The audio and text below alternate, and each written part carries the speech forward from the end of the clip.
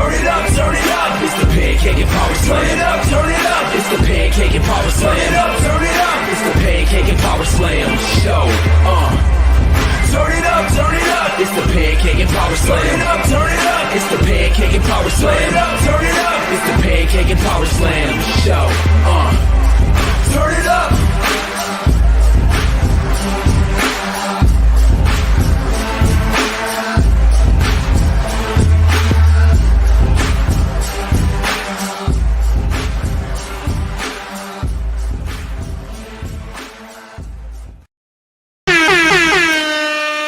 What is going on, everybody?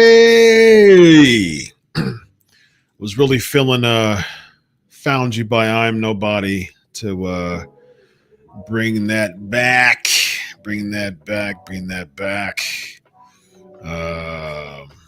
What's going on, everybody? So this is what we're doing, bringing that intro back today. Found You, I Am Nobody. Let's do this. You know what time it is, y'all. Share time. Share the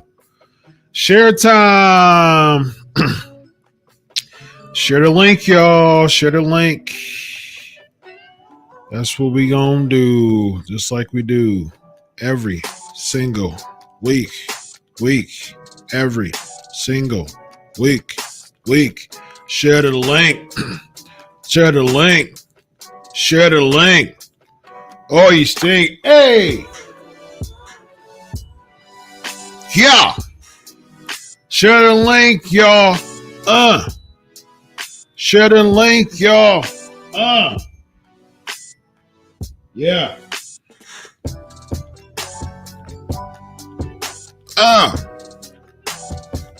Share the link. Share the link. Share the link. Oh, you stink. Hey. Share the link, y'all. Share the link. Share the link, y'all. Share the link. Share the link, y'all. Hey. It's share time. It's share time. Share time. Yo. Share time. Share time. Yo. Hey. It's time to share. That's what I'm doing right now. That's what I'm doing right now. If you were a part of the show last week, you know what I'm about to do, right? If you were in the show last week, you know what I'm about to do, right?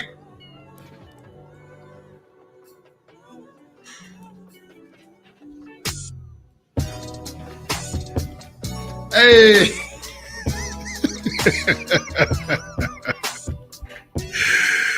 Sasha Bank, y'all.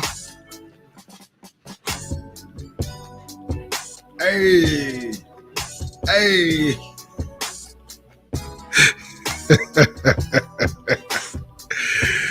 If you were a part of the show last week, that was the theme of the show, me doing the Sasha Banks CEO or Mercedes Moné CEO dance. Somehow, I just have random themes that just organically happen on the Pancakes and Powerslams Show. And last week, I think someone asked a question, and then it just made me start doing the Sasha Banks CEO dance, and it became a running joke throughout the show all of last week, and it was absolutely hilarious. So if you want to see me do the CEO dance multiple times, go ahead and check out last week's show. So what's going on? Oh man, my peeps are in the building. Evan's in the building. Phil Fox in the building. Benjamin's in the building. Humble's in the building. Ricky's, man, y'all all right, man. Y'all all right. My peeps is in the building, y'all. This is going to be some fun. It's going to be some fun tonight. The CEO. Oh, man. All right, so let's have some fun tonight. Of course, For those who are not, for those who do not frequent the Pancakes and Power Slam show, or new to the Pancakes and Power Slam show, or haven't been here for a while, what I do is I usually start off with a little monologue about the main topics for the day, and then I go over to the P&P Nation for the questions. I can't promise you that I would say all the questions, though. Hashtag Ask Doc for your question to be noticed and for me to answer it, perhaps. But what we really do is I answer questions, I have fun on the after party, and that's we have a lot of fun there. I bring everybody on the screen. We all have a great time. We all have a great time. I'll be roasting folk on the after party who kind of show some markness, and so we have a great time on the after party. And I love the fact that StreamYard I've had StreamYard for so long now that I got an email that they've hiked up their prices, and now they have a core membership that's like $15 or something like that more. But guess what? Since I've had StreamYard for several years now, they grandfathered me over, ladies and gentlemen. They grandfathered me over. And I don't have to pay anything different. However, my resolution goes from 720 to 1080, ladies and let's go from 720 to 1080, ladies and gentlemen. So my resolution doesn't seem like I'm back in 2013 anymore.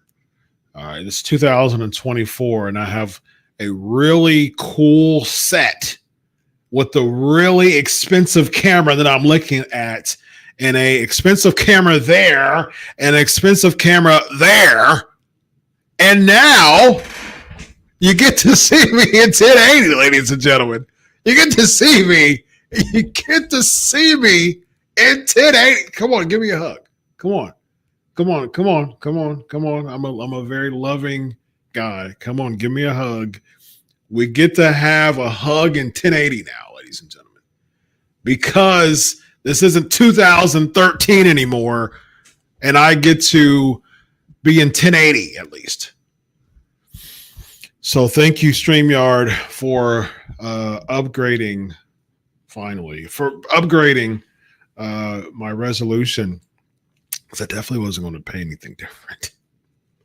And so thank you for grandfathering me over, for being a loyal customer for StreamYard. And people would have to pay like a pretty hefty penny a month now. But there was a plan that could have given me 1080, but it was asking me to pay more a month just to get 1080. But what I think they're doing now is they're realizing that Ecamm and Restream and Riverside and a lot of other, of course, OBS have really cool things now. OBS has always been pretty solid, but they're being more competitive, and a lot of their competitors, the foundational, the basic membership comes with 1080.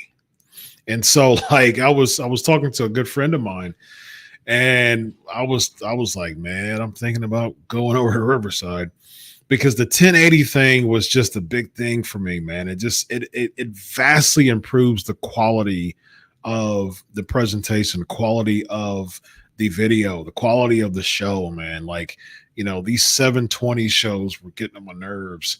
Now I can say, I can tell, I can see the 1080 difference, man. And it's great. If you have a good camera and you're forced to do 720 with a good camera, it sucks.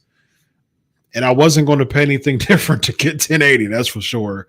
But like I said, it seems like StreamYard realized that they were in some stiff competition now, man, especially with the basic memberships with 1080. So they're like, you know what, man, I think I think we're going to move up to 1080 as a basic membership. We're going to hike the price up. But for those who've been there for a while, thank you. We're going to grandfather you over. And I was blessed to receive an email because I read the I will be honest, I read the beginning of the email and I was like, you ain't gonna get that much out of me, Mom. And then at the end of the email, I'm like, well, thank you for your loyalty and tenure. We're gonna move you right over free of charge. And a new car. Price is right. I was like, yes, awesome. That's great. So thank you for enduring my 720 for so long. And now I'm at 1080, ladies and gentlemen. So that's absolutely wonderful. It's about time. StreamYard, long overdue. All right, let's talk about Odyssey Jones, man. So I received a lot of intel. So of course, there was I got shout out to Fightful. I think was one of the first outlets to see this, to see the difference, to see the fact that Odyssey Jones was no longer on the WWE roster, and I saw that, and I saw that in my algorithms. I said, "Oh, okay." So me being the journalist that I am, I like to dig. That's what I do, man. I like to get the scoops. I got a lot of contacts, a ton of contacts in the pro wrestling industry. So I start sending those texts out, man. And within a few hours, I received some responses that he was indeed released. And so I was like, you know what? So I did receive that information that he was released from WWE yesterday. And then other outlets started to talk about that. I mean, after I confirmed that he was released, I didn't get credit for that, but I did confirm that he was released. And then, other outlets started to cite other sites who started to talk about that after I released that on Twitter. And so I was like, you know what? Cool. It's all good, man. I don't do this. I'm not a sports media. This is a job that I'm super blessed with. I'm super blessed to know dozens and dozens of people in the industry based on interviewing and building really good relationships with people. So I can just always send texts out and just see who returns my text and just, send them out and hopefully receive some. I usually do. So that's fantastic. So I was like, you know what, man, I'm going to let the people who do this for a living get that shine because that's what they do for a living. That's how they make their money. That's their bread and butter. I'm a whole doctor in the daytime and a college professor throughout the week. And so this is something that isn't it's full time because I do one show on Monday, 3 shows on Tuesday, 2 shows on Thursdays. So I have 6 shows a week. But at the same time, this is out of the income streams that I make, which I'm blessed. I make good income streams, including this one. This is the least one of the income streams. So I'm not going to take. This is the main one for many people. So my philosophy was I'm not going to make it a big deal of I should take credit for that. So I was like, nah, it's cool. And so then I started to see that there was some domestic violence discussions of the reason why he got released. I was like, I'm a little bit more curious than I was. I was just okay, I confirmed that he was released. I put it on Twitter. I just kind of let it go. And then I was like, okay. So I'm a little bit, I'm curious now about my journalist spidey senses are tingling now. I want to start digging again.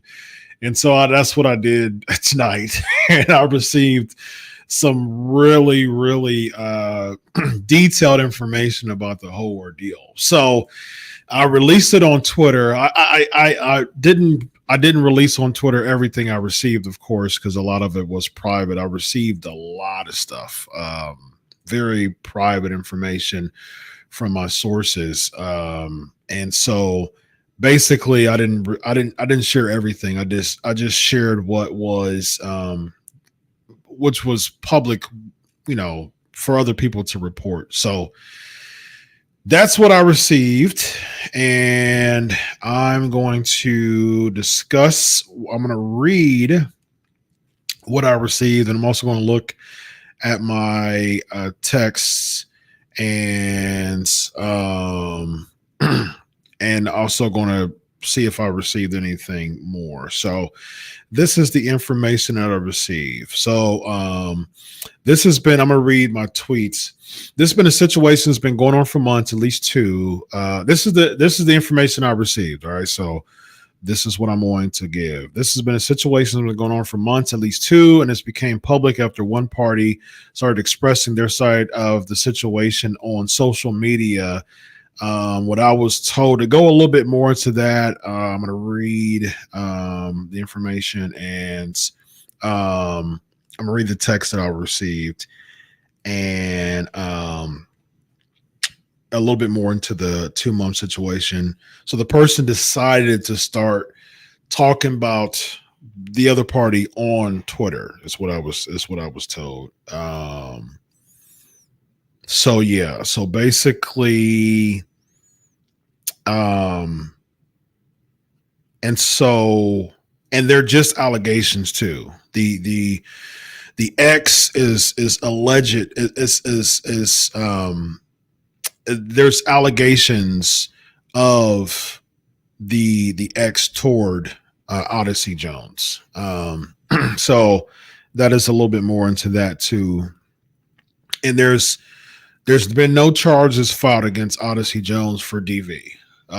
So the original take was he was fired for domestic violence. So from what I received, those are allegations. Those aren't like there wasn't any charges filed against Odyssey Jones for domestic violence. So that's not the report. The report. So a lot of the reports going on now is Odyssey Jones was fired for domestic violence, and the unfortunate part of that is the court of public opinion. So it's like, as soon as someone reports something, as soon as a dirt sheet or a media outlet reports something, a lot of people, man, they take that as like gospel truth, and it's unfortunate for both parties, because I'm only getting the information that I receive from sources very close to the situation. So both sides have different sides to it. Both sides have representatives for them. I heard I was given some information that, I was told about some legal stuff too, as far as with these allegations is concerned. So it's probably going to get messy from what I heard as far as this situation is concerned. So there's some stuff going on with that too. But at the same time, it's like both parties, both Odyssey and his ex, they have sides, and both of them should express themselves. But what happens is, from a pro wrestling community, as soon as they hear like Odyssey Jones, domestic violence, like I saw a slew of people sharing the report, and then now Odyssey getting canceled because of a report that was given by a site.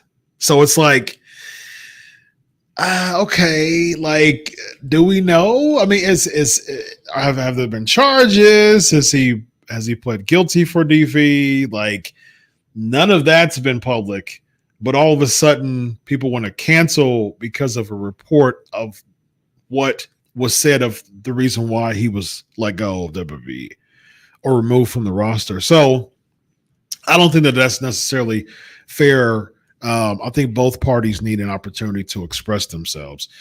So that was so again, no charges filed against Odyssey for DV. So he wasn't fired for being charged for domestic violence. From what I've heard, there hasn't been no charges as of the post that I made a couple hours ago. But there were previous charges filed against the other party regarding harassing friends and threatening neighbors. So I was given that information as far as the sources that I was close to the situation. They did let me know that. So also, there has been a lot of negative history concerning Odyssey Jones and his ex. One party in the past filing an order of protection.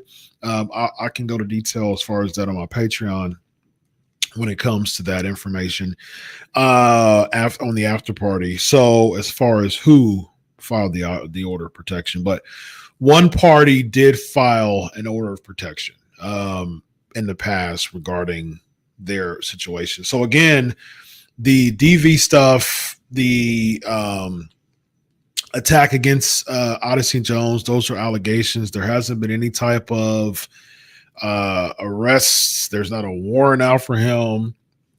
No charges filed. There are allegations of what's going on. So that's the information that I got regarding the Odyssey Jones situation. Again, what we received so far, like what we know, what we received over the past day was he was removed off the roster.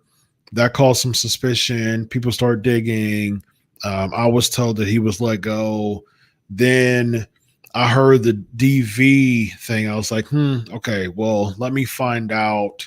Let me dig. Let me find out. And this is the information that I got. And again, there's a lot of information that I receive here from these texts that I'm reading. But at the same time, I can't share all of it. But what I will share was what I just said regarding the situation with Odyssey Jones but you know, like I said before, I do understand why WWE did let him go.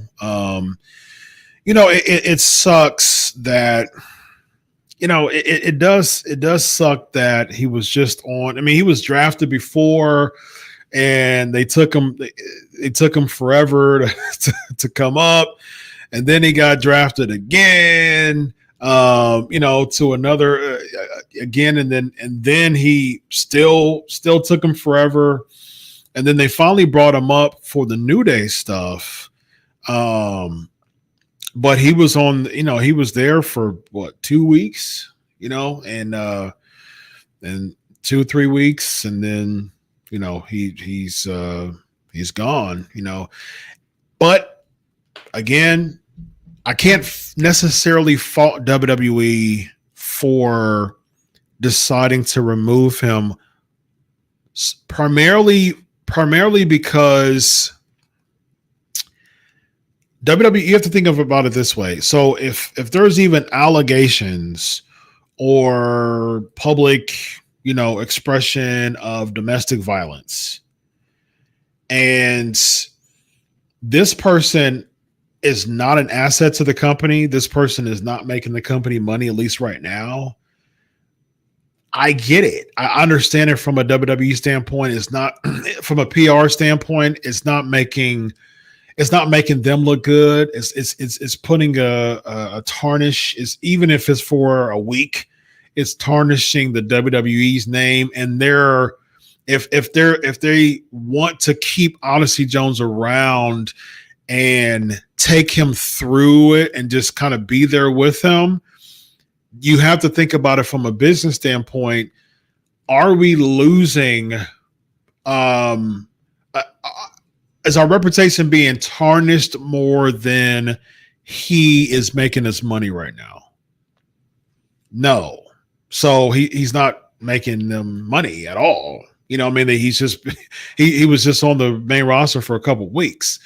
So, say for instance, like a few years ago, the Usos both were charged with DUIs, but they didn't let go of either one of them. Now, is that a black eye, you know, to the WWE for at least a week or two? Yeah, it is. However, the Usos are top names. They're a top team. At that time, they were a top team, and they're arguably one of the greatest teams in WWE history, the longest reigning tag team champions in WWE history. So unfortunately, it's like that's how business works, man. There's a sense of favoritism when it comes to people with more with higher spots, who's more of an asset to the company. If someone, you know, stormed in, like for instance, think about it this way. If I was a tenured employee at a company and if I was a tenured employee of a company and I was there for 15 years and I won employee of the year for many, many years, and I was bringing in money to the company and I was really doing my job very well, but I was a hothead. So I would get a bad temper. I would storm in the boss's office and just say, you know, what you said in that meeting was bullcrap, and I can't believe, man, I'm leaving. That manager would be more prone to just say, okay, he's either getting a hothead, or I'm gonna let you be at home for a few days with pay, without pay, whatever, or I'm gonna let you storm out and then give you a call the next day of like, are you okay now? But if that same person, or if a person who's only been there 2 months, if that person did the same thing to the manager, that manager would be like, all right, I mean, get out of here. get out of my office and get out of my company. Your services are no longer needed here, because that person's a liability. So that's basically where we're at now. I mean, right now, Odyssey Jones is a liability to the WWE. He's not an asset at all to the WWE. He's a liability. So if there's allegations of domestic violence and tainted X stuff, very, very difficult, messy, public X stuff, unfortunately, you're not an asset to the company right now. So we're not going to fight for you. We're not going to fight for you. We got other stuff to do. We got other fish to fry. We got bigger fish to fry. And it sucks for Odyssey Jones, because I think he had a ton of potential.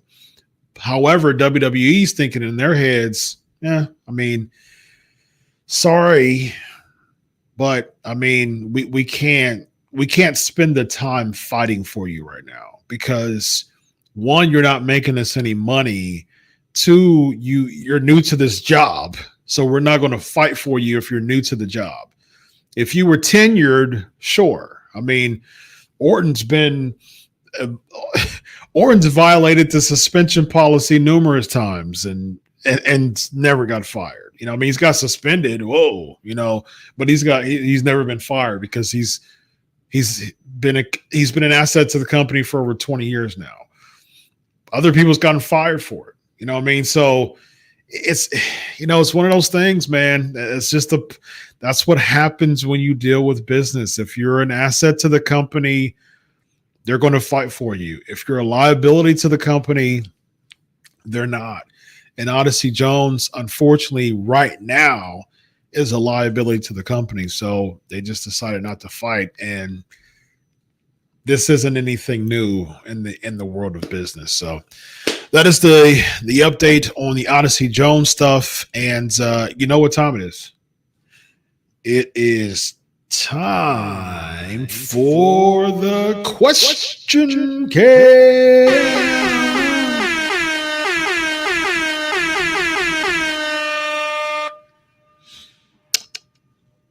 All right, ladies and gentlemen, gentlemen, I demand your attention.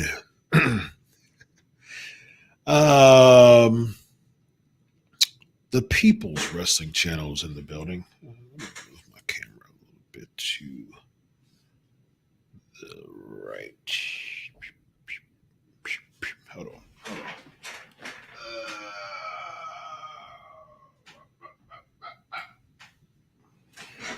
There we go.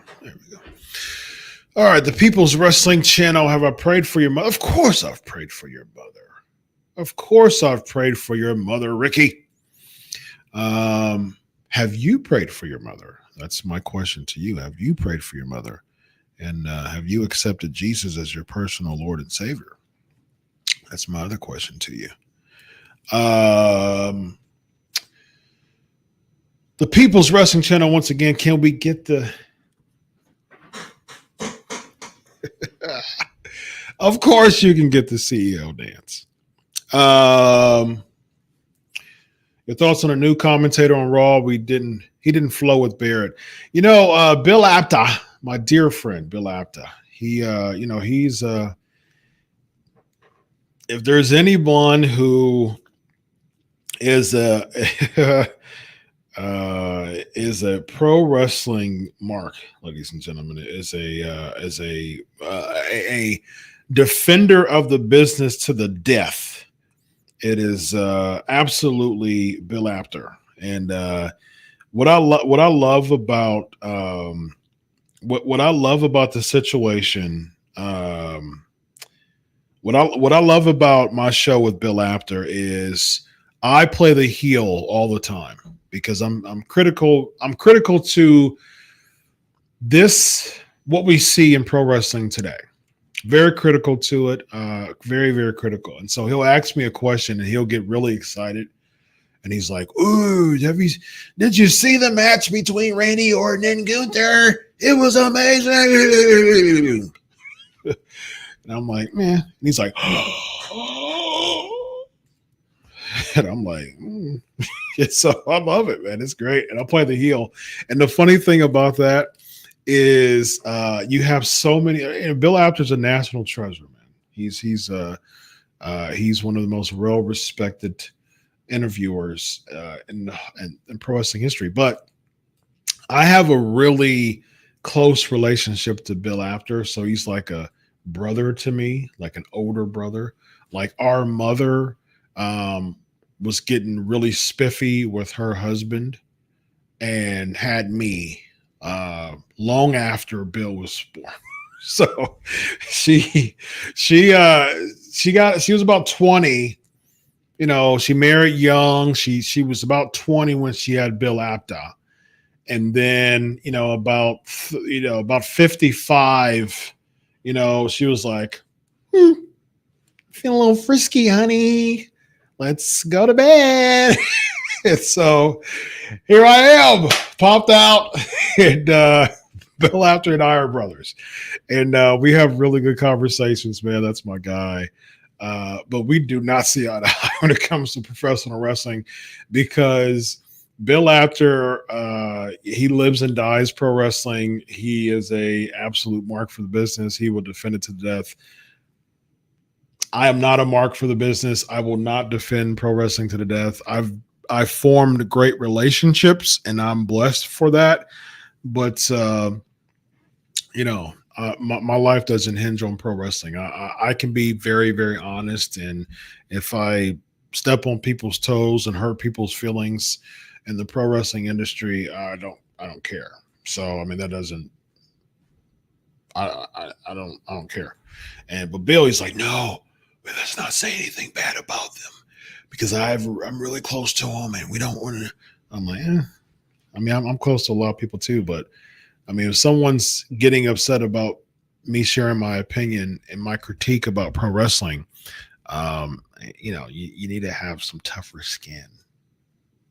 That's all I'm saying. All right, the People's Wrestling Channel. I'll be interviewing an OVW wrestler on Sunday. Good job, man. your thoughts? I'm not too familiar with her. I've seen her. The question was your thoughts on Julia now in WWE. I saw on No Mercy. I saw some highlights of Roxanne Perez beating Jada Parker, right? Jada Parker. And I think I got that right. Jada Parker, and then Julia comes out at the end, which was, a lot of people who follow NXT, they were really happy about that, and good for them. From what I see, man, I haven't watched a full episode of NXT in probably 2 or 3 years. I mean, but I do see, I do like Faith, like on my IG and Twitter algorithms, it's usually stuff dealing with faith, pro wrestling, or college football, or politics stuff, like current event stuff. I get a lot of current event stuff because they just follow my algorithms, and so I'll get wrestling stuff all the time because of my searches and things. The same thing with YouTube. I mean, they within YouTube and Twitter and IG, they boost you get basically what you search. I mean, same thing with Facebook. But Facebook is weird and a third eye, and you can be eating canes, and all of a sudden ads of canes will be on Facebook. Super, super duper weird, ladies and gentlemen. But you get your algorithms. You get what you search with that. That's how phone stuff works. So I'll get NXT stuff and NXT comments and stuff like that, and clips and stuff. So I did see the No Mercy stuff of Jada Parker, of Roxanne Perez beating Jada Parker, and then Julia coming in. And I saw the hype over the past few months based on her. I don't remember what promotions she was in, maybe Stardom. So I saw that there was a lot of hype behind her, and she came and people, reacted to it. I don't know her to be a part of the hype because I can't be a part of the hype. I don't know her. I've never watched a match of hers ever. So I don't know. I don't know. People's Wrestling Channel, did you notice they're using subtitles on Raw on the LED board that runs around the top of the arena?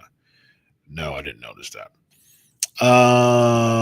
AEW put out a statement today that they are going to do hygiene tests on their fans. Those marks be stinky, and then they buy soap.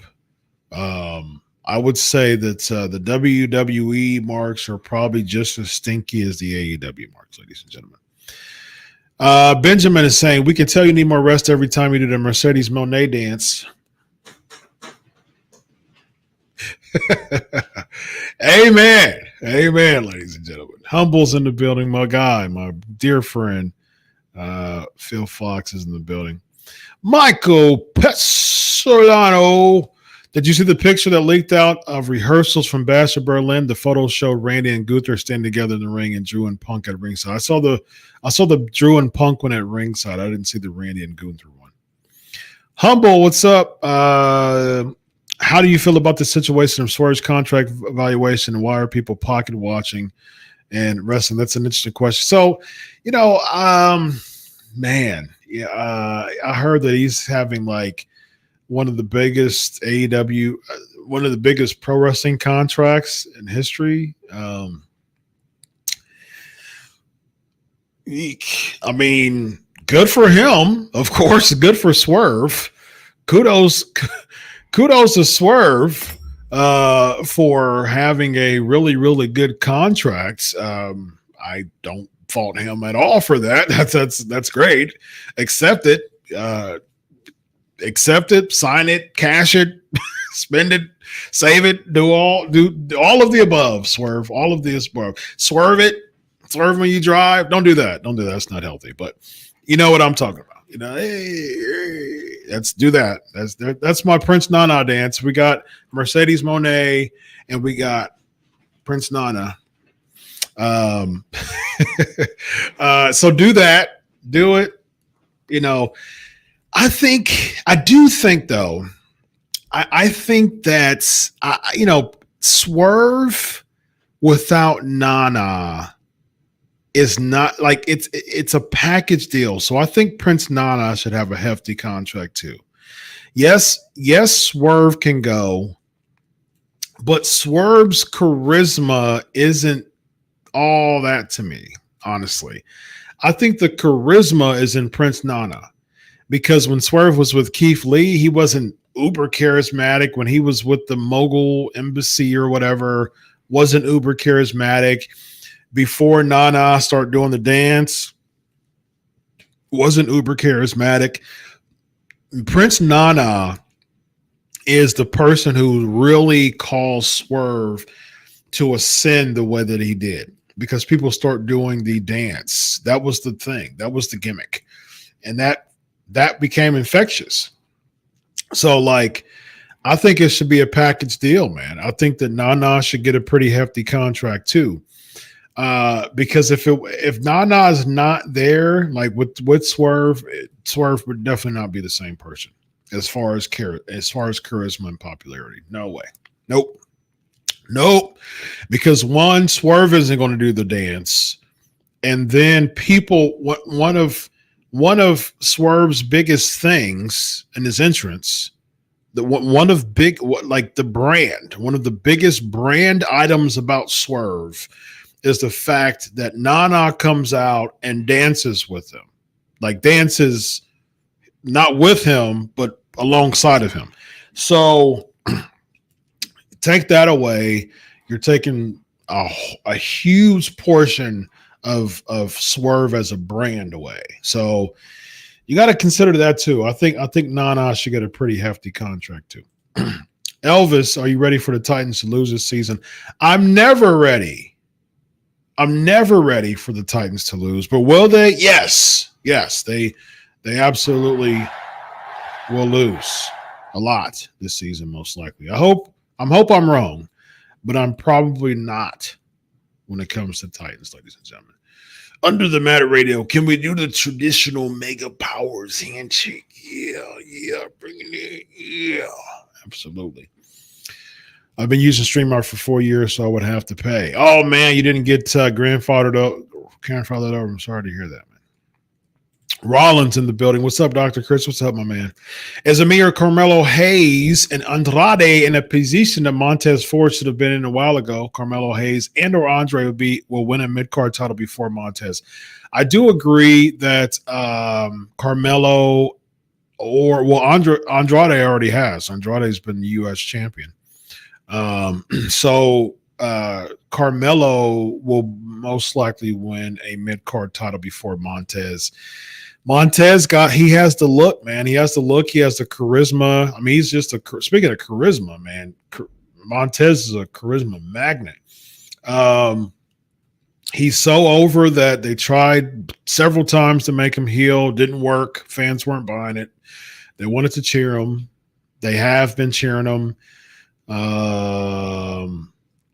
Yeah, so that's that. You heard that Jones is being accused of DV. That's not.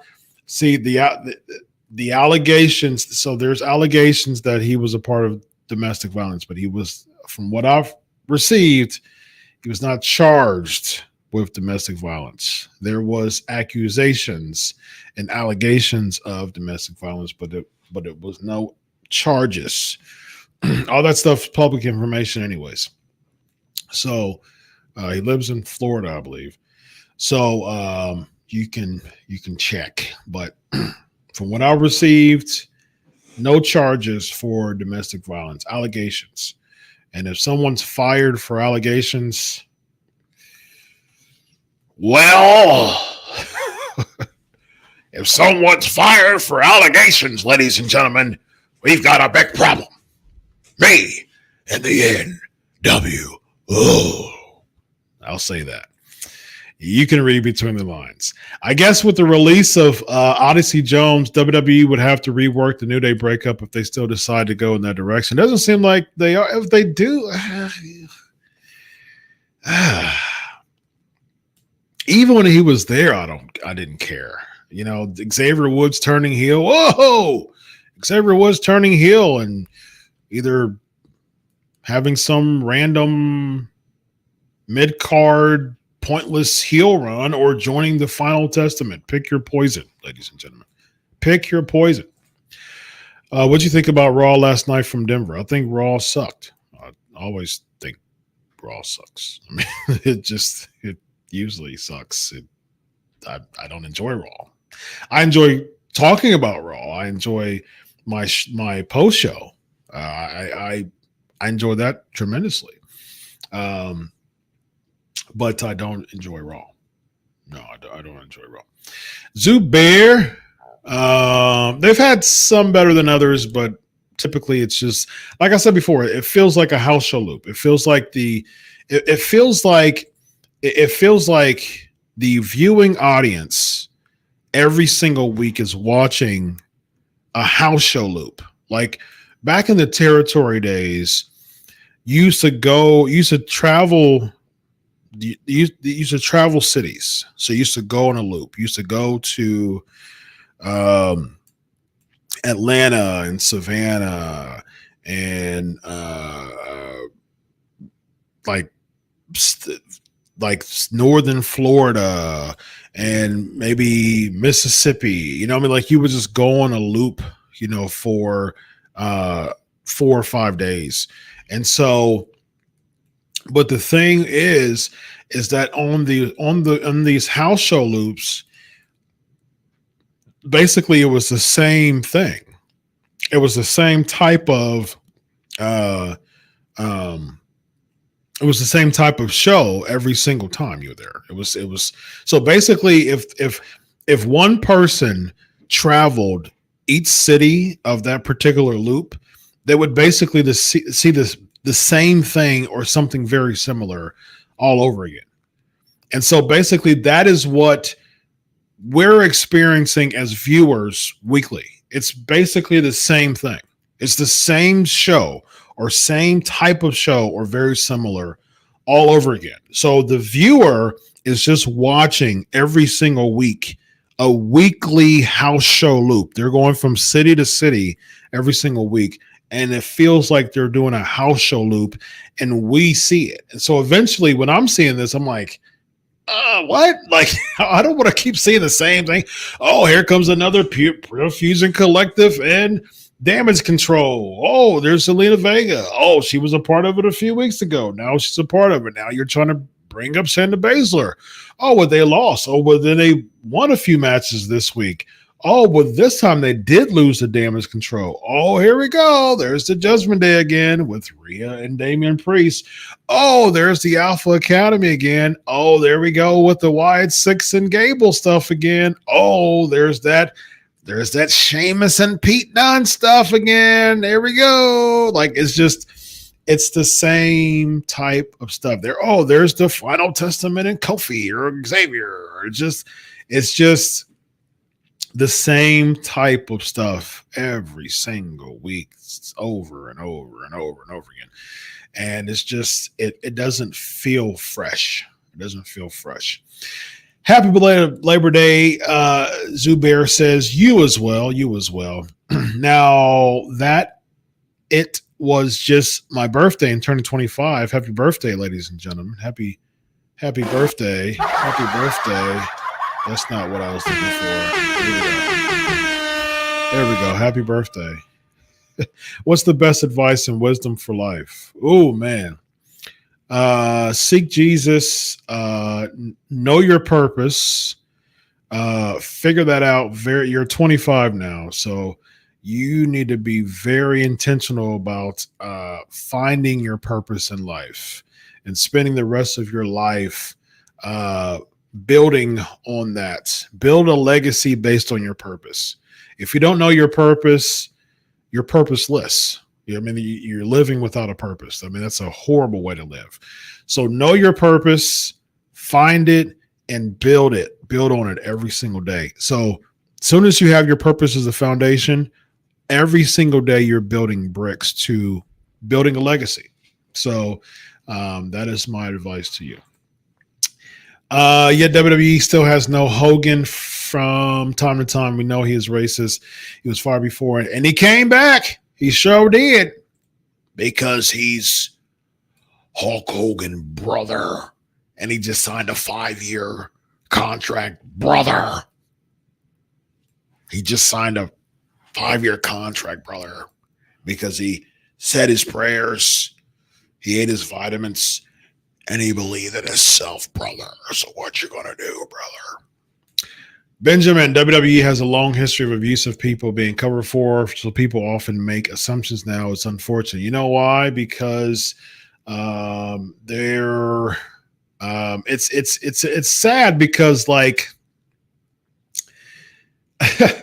it's like back in the 80s when cancel culture should have been stronger because of all the craziness that was going on in the WWE. It's going on now, but it's like on steroids. And so there's no balance. Like then, like 35, 40 years ago, we need to cut like a big old portion of 2024 cancel culture, and we need to bring it over to like 1986. You know what I mean? Like that's what we need. We need that. But it was like, it's imbalance. It's like none was in 86 and like all of it's in 2024. And it's imbalanced. We need a chunk of 24 back in 86. But now it's like 2024 cancel culture is like it's extreme. I can say I love Jesus, and all of a sudden, whoa, don't you ever dare. Are you kidding me? Do you know how many people you will offend if you say that? Yes is the question, by the way. Yes is the answer to that question, by the way. The Usos are the greatest tag team ever. I don't agree with that. One in the WWE as far as their achievements. I don't give that. Humble Stone Cold had a DV incident with Miss Deborah. So did, but because Steve Austin brings in money, it doesn't get talked about. Absolutely. That's it. That is it. That is a really, really good example. Humble. Boom. Same thing happened to Enzo Amore. Exactly. Silly's calling me the baby face in that situation, actually. So thank you. Thank you for cheering me as the baby face in that situation. Why did you get what you search for? Is that how they build up their audience? Audience. Why do you get what you search for? Is that how they build up their Who are they? Who are you referring to? Did you see the video of a Mark heckling Hulk Hogan? I haven't sent it to you. I haven't seen that. Send it to me. I get blown up when I cut promos. My channel does mean I need to improve my cardio. Yes, you need to improve your cardio. Absolutely. For sure. Av is in the building. What's up, my man? Did you see the video of the Nebraska game? They got a QB that's Mahomes like. I didn't see the game, but I heard some really good things about Nebraska. I'm cool. You know, I'm for it, man. I'm for it. Nebraska has absolutely sucked in the Big Ten ever since they came in the Big Ten. A couple of years ago, man, they had so many daggone close calls. It was crazy how many close calls Nebraska had. They were going toe to toe with us for a while. They almost beat Michigan. Like they got so close a couple of years ago. But I mean, Nebraska has stunk in the Big Ten ever since they came. They haven't. I mean, they were the Big 12 before. I mean, of course, when they had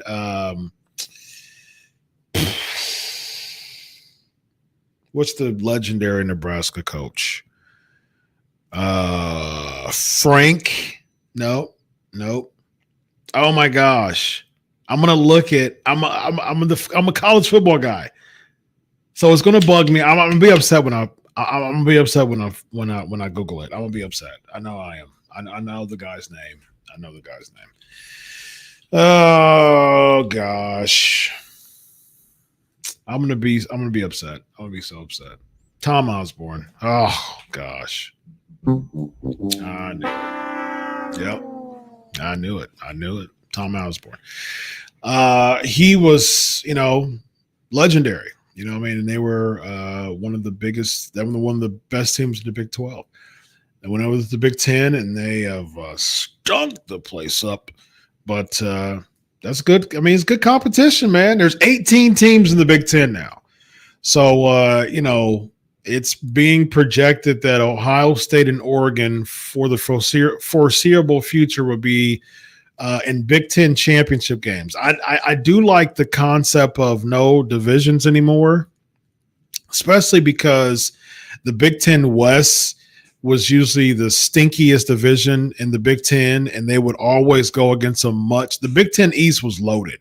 Ohio State, Michigan, and Penn State in the Big Ten East. And so you would have like an Iowa or Northwestern or Wisconsin to come out the West. And, they would lose every year in the Big Ten championship game. So, I like the fact that it's no divisions, but at the same time, it's like just divide the divisions more, because now it's not going to really help anybody because it's just the top two teams. And there's a really good chance that it's going to be either Ohio State, Oregon, or Michigan every year. Maybe Penn State will slide in there, maybe. But it's the same issue. At least with the Big Ten West, you had an opportunity for someone to pull out an upset. But that's not going to happen anymore. Benjamin, look what at least these Titans, they'll lose. Poor Mr. Phil Fox, a Miami fan, he's going to have Mike McDaniel break his heart again every year. Yeah, that's true. At least I know. But that sucks too.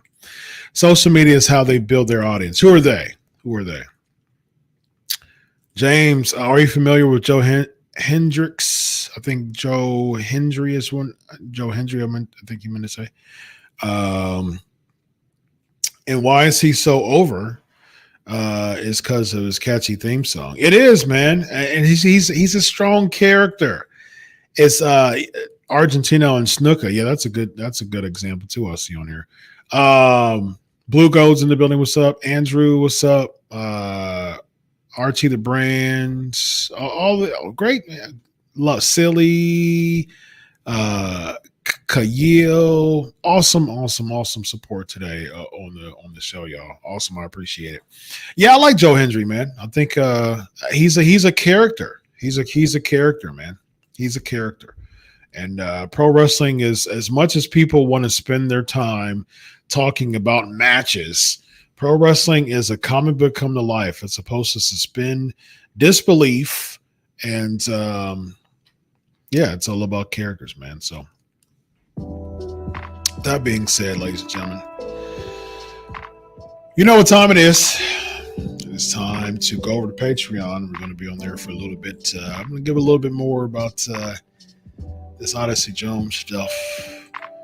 And we heading over to Patreon, yo. We heading over to Patreon.